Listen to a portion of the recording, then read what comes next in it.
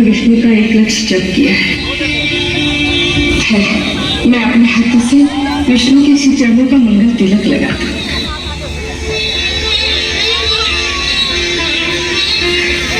बैठ, आसन ग्रहण कर, मैं भगवान का प्रसाद लाती हूँ।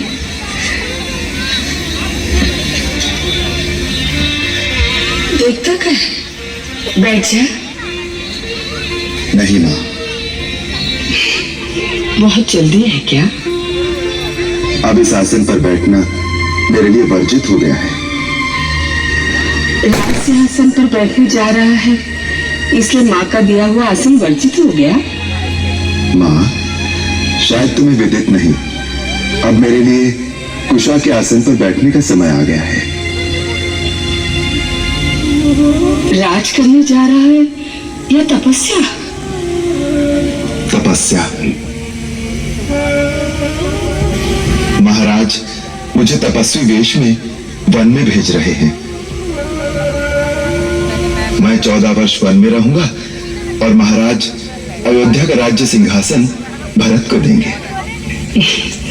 कैसे मुस्कुराकर माँ से हंसी कर रहा है?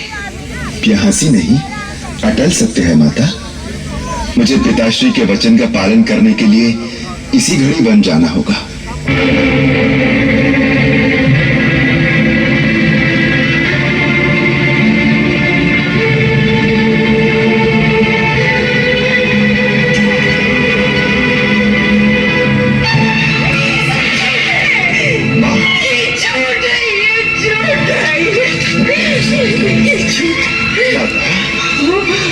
धीरज रखो माता, अयोध्या की महारानी को इस प्रकार धैर्य खोना शोभा नहीं देता।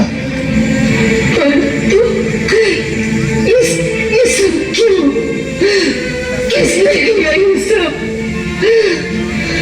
राजा विष्णु के तो स्वयं महाराज उत्कंठित हो गए थे।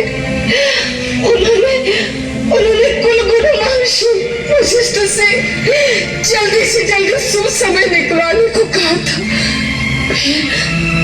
फिर एक ही रात में उनका निश्चय क्यों बदल गया? क्यों? मुझसे अधिक कैकेयी की ममता है तुझ पर। उसने महाराज को क्यों नहीं रोका? क्यों? ये स्वयं महारानी कैकेयी का ही तो आदेश है। हाँ माता, पिताश्री ने देवासुर संग्राम में माता कैकेयी को 2 वर दिए थे। अब उन्होंने वो दोनों वर मांग लिए, भरत का राज्याभिषेक और मुझे 14 वर्ष का वनवास। मुझे आज इसी क्षण जाना होगा, इसीलिए मैं आपसे विदा मांगने आया हूं माता। 14 वर्ष के लिए वन जाएगा और उसके लिए ये अकस्मात विदा मांगने आ गया? इतनी अकस्मात तो बिजली भी नहीं गिरती मेरे लाल। और मुझे तो तेरी बात पर विश्वास ही नहीं हो रहा है। ऐसे सहज भाव से कह गया वनवास। वनवास का अर्थ भी जानता ही नहीं। तेरे जाने के पश्चात क्या मैं जीवित रह पाऊंगी? नहीं, तू कहीं नहीं जाएगा मेरे लाल, तू कहीं नहीं जाएगा, तू कहीं नहीं जाएगा। परंतु पिता की आज्ञा है माँ। माता का भी तो उतना ही अधिकार होता है। माता की आज्ञा के बिना तू कहीं नहीं जा सकता। परंतु माँ की भी तो आज्ञा मिल चुकी है। माता कैकेयी की, उन्होंने ही आज्ञा दी है।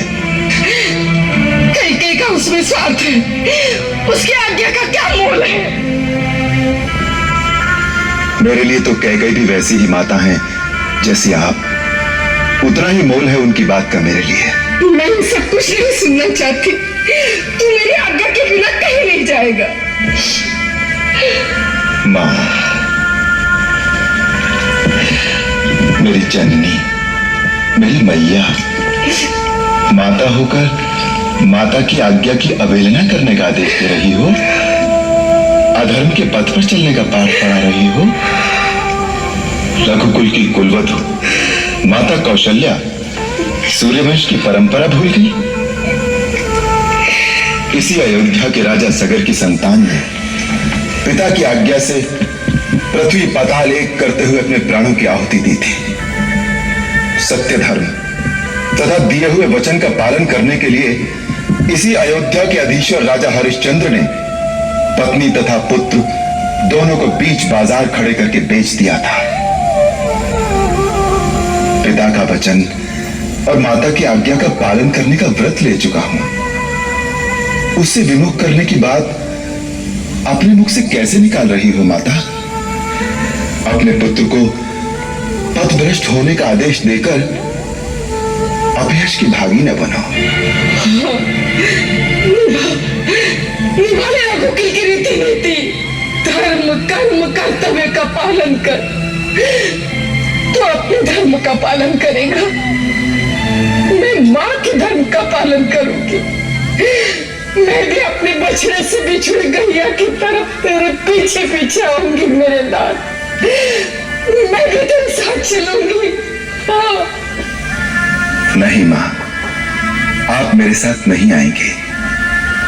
पहले सुहाग फिर संतान, यही आर्य नारी का महान आदर्श रहा है। स्वामी का परित्याग स्त्री के लिए बड़ी निंदा का कार्य है। आपको ऐसी बात मन में भी नहीं लानी चाहिए। आपके पति ही आपकी गति है, आपका धर्म है। मां, राजा हम सब लोगों के स्वामी, गुरु और ईश्वर है।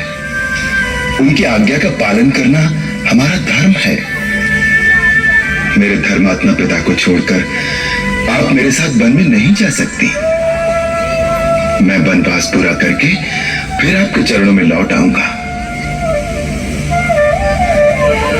मां, 14 वर्ष तो पलक झपकते ही बीत जाएंगे। 14 वर्ष? तेरे बिना 14 वर्ष? ठीक है, जाओ, पिता का वचन पूरा करो, माता की आज्ञा का पालन करो। सबका धर्म, सबके वचन, सबके कर्तव्य पूरे हो जाएंगे। परंतु इसके बीच पीस जाएगी अकेली कौशल्या। 14 वर्ष तक तेरी बाट देखते देखते ये आंखें पथरा न गई। तेरी प्रतीक्षा के बीच ये प्राण रह जाएंगे तो 14 वर्ष के बाद तुझे देख लूंगी।